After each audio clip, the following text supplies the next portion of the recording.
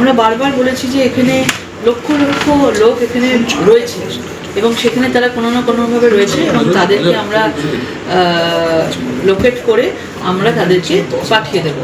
এবং যখন এসআইআর হয়েছে অনেকবার তাদেরকে সিগন্যাল দেওয়া হয়েছে যে আপনারা চলে যান, কিন্তু মমতা বন্দ্যোপাধ্যায় বলতে একটা খুঁজে বার করুন কোথায় আছে তারা, কোথায় আছে। কিন্তু শাসন তো তার ছিল, অ্যাডমিনিস্ট্রেশন তার ছিল, বিভিন্নভাবে তাদেরকে লুকিয়ে রাখা হয়েছিল। যেই দিন আমাদের সরকার রয়েছে তারাও ভেবেছিল যে এই সরকারের কাছেও মনে হয় আমরা একই জিনিস করতে পারবো। কিন্তু যখনই বলা হয়েছে যে সেন্টার তৈরি করা হবে, কোনো অনুপ্রবেশকারী বা রোহিঙ্গা যারা রয়েছেন তাদেরকে কিন্তু মানে ছেড়ে রাখা যাবে না, তারা একটা সেন্টারে থাকবে, তারপর যদি মনে হয় থাকে তাদের অন্যান্য দেশে যাদের যাওয়ার আছে তাদেরকে পাঠানো হবে। কিন্তু সেক্ষেত্রে যেই অ্যানাউন্সমেন্ট করা হয়েছে সঙ্গে সঙ্গে দেখুন আপনারা যে ডিলিট, ডিটেক্ট অ্যান্ড ডিপোর্ট এই 3Dতে দেখুন, যেই শুনে গেছে যে আমরা সেন্টারে আমাদেরকে চলে যেতে হবে, সঙ্গে সঙ্গে দেখুন পালিয়ে যাওয়ার একটা হিন্দিতে আছে যে আমরা কিন্তু আর এখানে ওইরকমভাবে থাকতে পারবো না, আমাদের কিন্তু নির্দিষ্ট একটা সেন্টারে থাকতে হবে। এবং আমরা দেখতে পাচ্ছি, আমরা বিভিন্ন জায়গায় বললেন তখন আমরা দেখতে পাচ্ছি যে তারা কীরকমভাবে সবাই তারা ফিরছে। এইগুলোর সাথে কি বিএসএফ কোনোভাবে যুক্ত নেই? কিসের সঙ্গে বিএসএফ যুক্ত? এই যে লাইনম্যানের এই পুরো জিনিসটা চলতো স্টেটের পুলিশ। আমরা বারবার বলতাম যে স্টেট পুলিশ অ্যাডমিনিস্ট্রেশন ভীষণভাবে এর মধ্যে মাইনে রাখে, কোন থানা কোন জায়গা থেকে তারা যাচ্ছে, কোনখানে তারা বসতি তৈরি করেছে, এবং তার সাথে এবং অবশ্যই সেখানে বিএসএফ আছে, কিন্তু স্টেট পুলিশ প্রশাসনের একটা বিরাট হাত ছিল এখানে। এবং আপনারা দেখবেন যে প্রশাসন যবে থেকে চেঞ্জ হয়েছে ওরা বুঝে গেছে যে আমাদের মাথার ওপর থেকে ছাদ উড়ে গেছে, তো সেই জন্যই সবাই যাচ্ছে এখানে পুরোপুরিভাবে। এখানে তখন আমাদের সরকার ছিল না এবং আমাদের এই দুজনের সাথে যে সমন্বয় করে যে সরকার চলবে সেটা আমাদের ছিল না বলে এগুলো হচ্ছিল।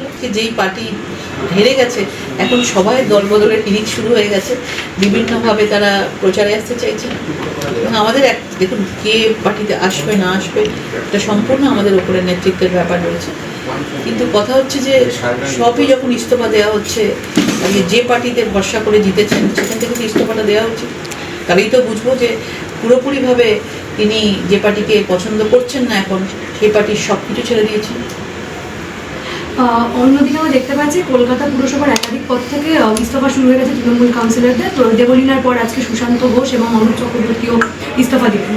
এই যে তৃণমূলের ভাঙন নিয়ে ভয় ইস্তফা দেবে, এত তারা 2 নম্বরই করেছে, তারা জানে যে তাদেরকে এখন পালিয়ে যাওয়া ছাড়া উপায় নেই, সব কটা লোক ভয় ইস্তফা দিচ্ছে।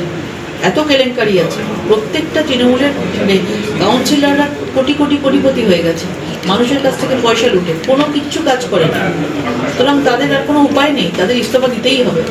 যদি অরূপ চক্রবর্তী এবং সুশান্ত ঘোষ তারা তো একেবারে বলছে যেখানে নাকি যারা নিচু তলার কর্মী তাদের পাশে নাকি তাদের দলের নেতৃত্ব, যারা ভিভিআইপি নেতা নেতৃত্ব তারা কেউ সঙ্গে নেই। অন্যদিকে বিজেপির যারা দলীয় কর্মী বা যারা স্থানীয় নেতৃত্ব তারা অনেক সাহায্য করছেন, তাদের পাশে থাকছে। এখন তো বলে লাভ নেই, এতদিন ধরে তো সারাক্ষণ সকাল থেকে রাত অবধি হাতে ফুল বেলপাতা নিয়ে বিজেপির গালি দিয়ে যেতেন। হঠাৎ করে এখন তাদের মনে হচ্ছে তারা সব সময় বিজেপিকে গালি যেতেন আর তৃণমূলের গুণগান করতেন, হঠাৎ করে তাদেরকে এখন দল ছেড়ে বেরিয়ে দলের নামে কুকথা বলছে। মানুষ হিসেবে তারা কি আছে, আগে তো মানুষ, তারপর তো কোন দলে কে গেলাম তার মানবিকতা বিবেক থাকে। দিদি যারা এই যে ইস্তফা দিচ্ছে তৃণমূল থেকে তারা যদি বিজেপিতে আসতে চায়, বিজেপি সেখানে কি স্ট্যান্ড হবে? এটা তো রাজ্য সভাপতি করে বলতে পারবেন, এটা নিয়ে আমি কোনো কথা বলতে পারবো না। রাজ্য জুড়ে বিভিন্ন জায়গায় হকার উচ্ছেদ হচ্ছে এবং এর প্রতিবাদে বিরোধীরা পথে নামছে তাদের পুনর্বাসনের দাবিতে, এবং যারা এই হকাররা রয়েছেন তারাও বলছেন আমাদের রুটি রুচিতে আঘাত পড়ছে। সেক্ষেত্রে আপনাদের তরফে এই হকারদের উদ্দেশ্যে কোনো বার্তা থাকবে? আগে থেকেই আমরা তখন বলা হয়েছে যে রেলের জমিগুলোতে অনেক কিছু কাজ আছে, অনেক কিছু করা যাচ্ছে না, এই জমিগুলোতে আমাদেরকে ডেভেলপমেন্টের জন্য, বিকাশের জন্য আমাদের দরকার আছে। সেই সব জায়গাগুলোতে স্টেশন বলুন, রেলের বিভিন্ন জায়গায় বলুন, তারা বসেছিল। এবং আগেরবার আমরা অনেকবার চেষ্টা করেছি, সেখানে তৃণমূলের বিধায়করা সেখানে গিয়ে তাদেরকে বাঁচিয়ে বলেছে আমরা পুনর্বাসন দেবো, আপনাদের কেউ সরাতে পারবে না, এইভাবে তারা কাটিয়েছে মিথ্যে কথা বলে। তাদের প্রশাসনের উচিত ছিল তাদেরকে পুনর্বাসন দেওয়া, কিন্তু আমাদেরকে তো আগে সেই জায়গাটাকে খালি করতে হবে। ডেফিনেটলি মানুষগুলো যাবে কোথায় সেটা তো আমরাই ভাববো, কিন্তু এখন তো আমাদের প্রথম কাজটা করতে হবে। কারুর এই ভাবার কারণ নেই, যারা উচ্ছেদ হয়েছে তারা পুরো পার্মানেন্টভাবে আর কিছু করতে পারবে, তাদের জন্য আমাদের মুখ্যমন্ত্রী ভাববেন এবং কাউকে ফেলে দেবেন না, সবাইকে নিয়ে। হকার উচ্ছেদ নিয়ে আজকে সিপিআইএমও পথে নেমেছে, তারা বারবার দাবি করছেন যে তাদের মানে হকারদের এইভাবে উচ্ছেদ করে দেওয়া হচ্ছে, তাদের রুটি রুজিতে টান পড়ছে, তাদের পেটে টান পড়ছে। তো এই কি বলবো, এতদিন তো দেখিনি আমরা, কিন্তু সিপিএমকে দেখাই যেত না, হঠাৎ করে খোলা জলে মাছ ধরতে নেমে গেছে।